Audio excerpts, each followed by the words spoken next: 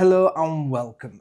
Today we're going to be talking about sweet wines. And wait, before you flick your screen and move on, just give it a minute or two. Honestly, I thought these wines would be sugary, overloaded, sickly drinks too. But honestly, when you try the good stuff, well, it's bloody good. It's like human catnip or junkies crack wine. Like sweet wines are some of the most complex, hardest to make, and expensive wines in the world.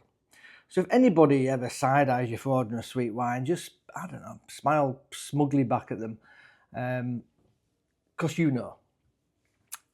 Let's start simple. What is sweet wine? Well, sweet wine is a wine that still has residual sugar, which is basically a fancy way of saying not all the grape sugar has turned into alcohol during fermentation. So normally, yeast eats the sugar and makes alcohol. Simple. In sweet wines, the winemaker either stops the yeast early or creates grapes so sugary that the yeast basically gives up and clocks out. So sweetness isn't added, it's just left behind on purpose.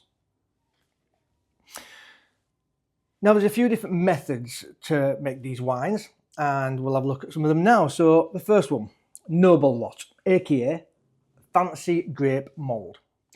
Let's talk about Sauternes from France. So Sauternes is made using a fungus called Botrytis cinerea. It's also known as noble lot. Okay, crap name, amazing results.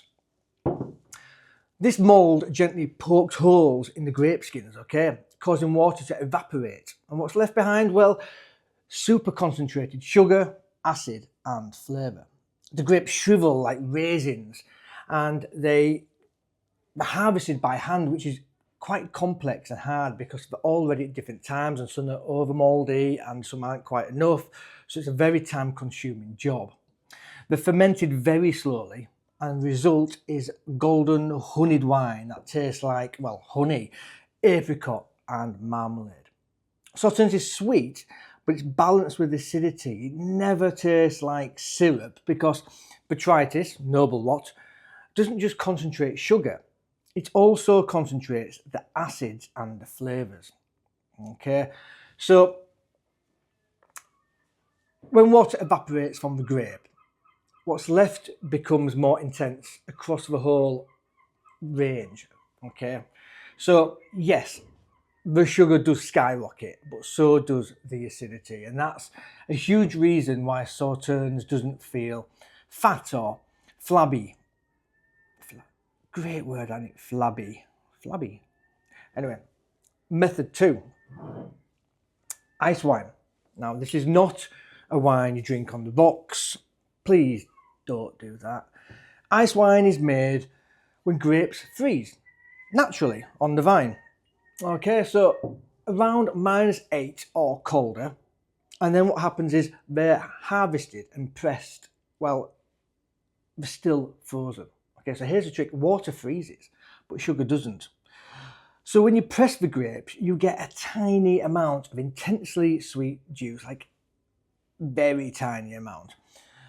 This is why ice wine is so expensive. Like nature is doing extreme sports while the winemakers just try not to lose their fingers picking grapes in the cold. The result, high sweetness, bright acidity, and flavours like peach and pineapple and honey. It's sweet, but it's refreshing. It's like a dessert with good manners.